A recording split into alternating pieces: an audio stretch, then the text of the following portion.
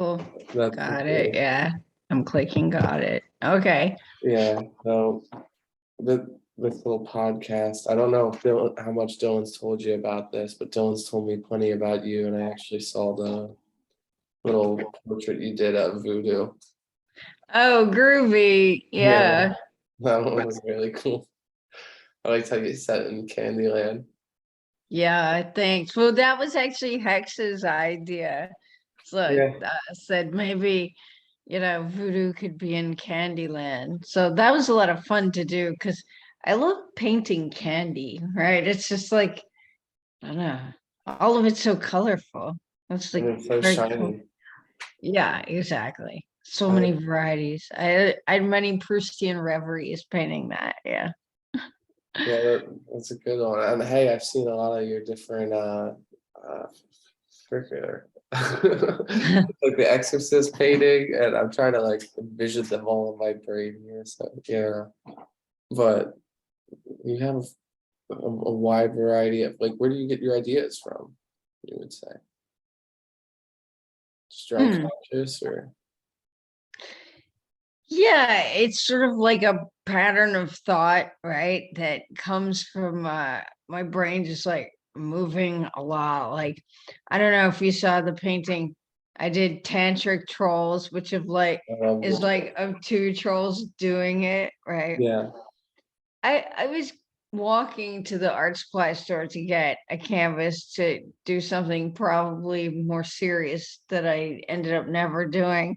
And then I was like, it would be really funny to just paint two trolls doing it, right? So then I'm like laughing before I even get to the art supply store. And I think, yeah, but like you have to be there with them, man, So like you have to, and I'm telling, it's like me for real, and like this little voice inside my head going, but like they have to be like clearly partying, like lava lamp, Zeppelin poster, a little I love Florida t-shirt, and all kinds of like, fun stuff that made it look like these trolls are really having fun. So there's more of a story. So by the time I'm actually getting paints, I'm laughing really hard and thinking, well, I have to go home and do that in the other painting. I don't care that much about it. So sometimes that, or yeah, having conversations with people and thinking about things. But then like I ask myself when I come up with an idea, I don't ask myself, like, is that a stupid idea? Because sometimes I go, oh, that's such a stupid idea. Yes, I have to do it. I think, is this an idea I care enough about to put like every single bit of me into, like 100%, like heart, soul. Ideas can't just come from my brain, like, oh, that's a funny conceptual idea. No, it has to be like, do I feel this, and yeah, like, are other people going to feel it? And, will it create oneness in the world? No, it's honestly, I have to feel it. Like, it can't just be like, haha, that's a funny conceptual idea. Cause I try to show that I feel it by the amount of work I put in, like the skill level that I flaunt when painting really stupid things like trolls having sex. I'm like, I want to paint this is like an old master technique. I don't, because it means something to me. I treat it as if it's a sacred subject matter. yeah. No, I'm that's blah la la la la la la. hey, I'm not. I'm totally at the beach right now. I'm dog sitting for my mom, so I'm not in Brooklyn. I'm in a very zen moment right now. great.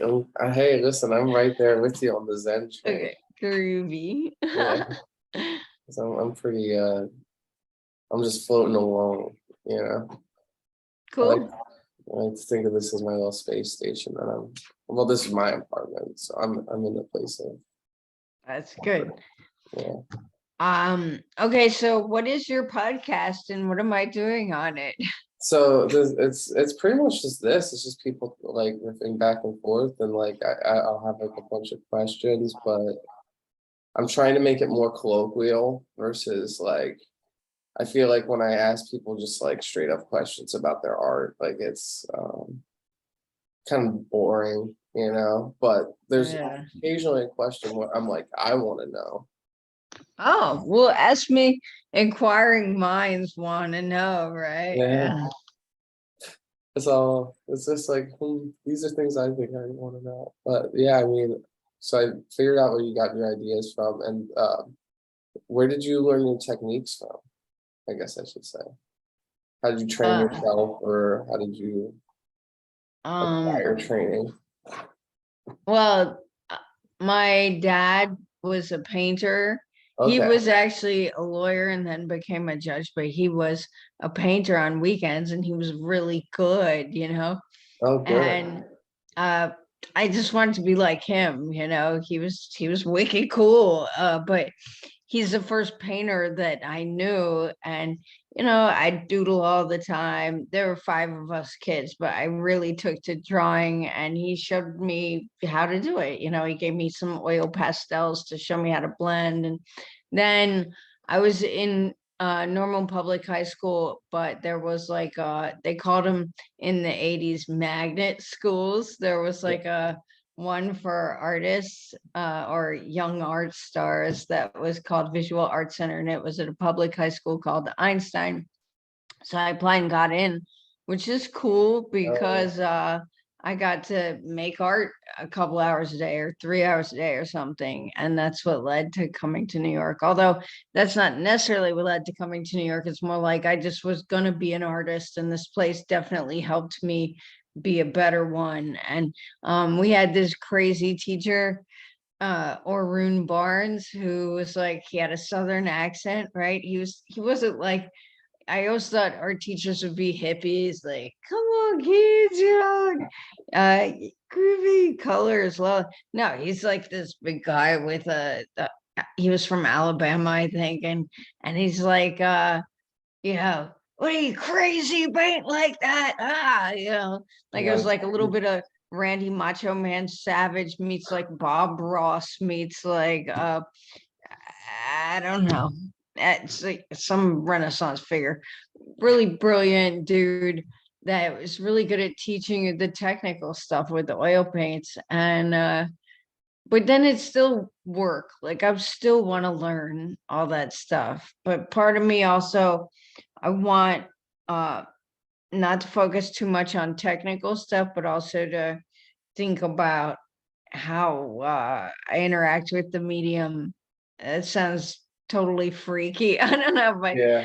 um, I I know enough now that I want to play with it. I want my stuff to look just enough like a painting to make it feel older and wiser than Yeah. something more technically perfect.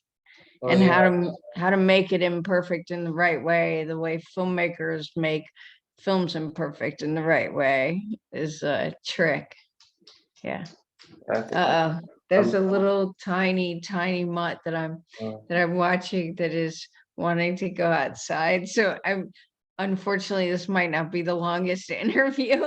that's all right. I mean, like, listen, we did something. You We can know. always do part two, but Yeah. this little thing, okay. Yeah, she's really cute, and I'm her dog sitter this week. So No, you're fine. Listen. is there anything else?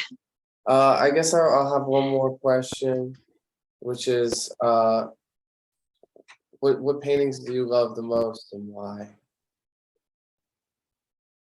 Like, Well, definitely none of mine. oh yeah, what other artist paintings do you like? Oh, all the really great ones, the hits like Rembrandt and Oh yeah, and Vermeer, and I love Leonardo the most, but no, okay, the ones that I tolerate that I've made.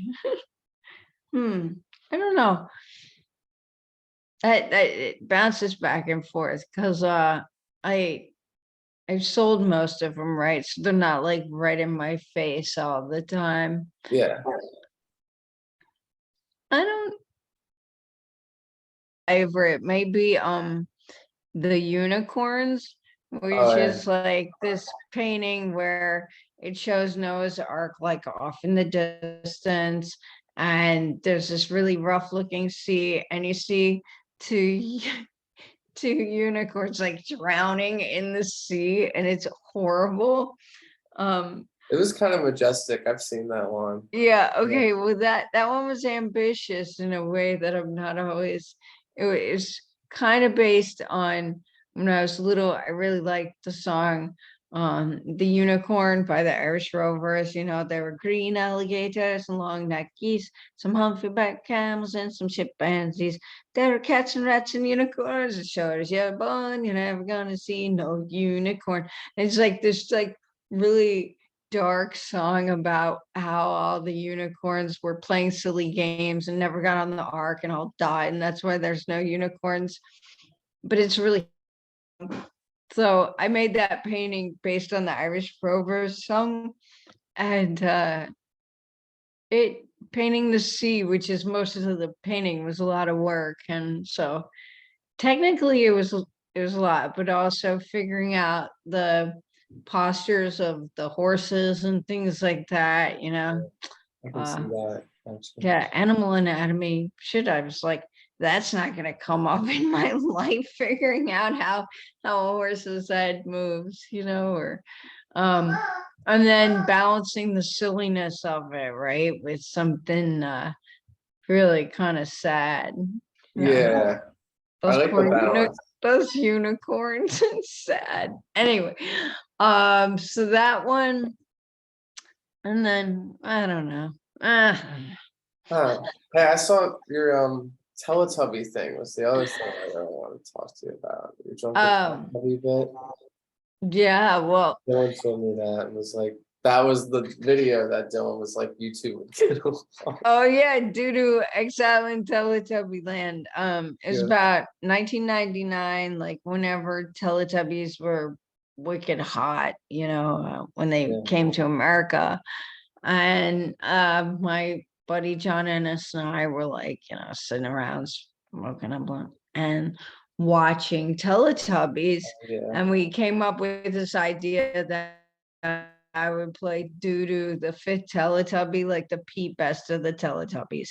So I came up with the idea, paid my friend to make a costume, and it was like this like ugly brown Teletubby. And then I'd like black out my teeth and I spoke with a Cockney accent. And I was like, basically, I just copied stuff like shit I heard Johnny Rotten scream on records, you know, like Oh, that's good. so Doo-Doo was like wicked punk rock. And yeah, so Ennis followed me around with the camera and like stuff happened, like Doo-Doo got thrown out of FAO Schwartz, out of like dancing on the giant piano, and like, you know, calling the other Teletubby dolls wankers, and like just causing a scene, panhandling on a subway, and stage diving at a lunatic show. Like Oh, yeah. Doo-Doo was totally out of control, like my alter ego of madness. And at one point Doo-Doo lost its head at the knitting factory, and you know, yeah, but that documentary exists, which is cool. Yeah, it's a good one. I'm probably gonna link it below because that one's really good. There's a tiny Ewok down here. Are you gonna come up? Ewok. It's Benji. Oh my god, look, it's Benji too. It's Benji on crack. Yeah. So, or I don't know. Very cute. Hey. Teddy Yeah. bear. I know, it's ridiculous. It's my mom's dog, so really wants, it's beautiful fall weather, so really wants to go run around. Thank you. That was actually. Oh man, It was thanks good, for like, having me. Have a totally rocking afternoon. And this is Lil P. Lil P. Her name's Piper, but she's Lil P. Hi. How cute. Bye. Bye. Thank you. Thanks. Bye. Nice to meet you too. Oh yeah, nice to meet you. Okay, take care. Bye. Thank you. Bye.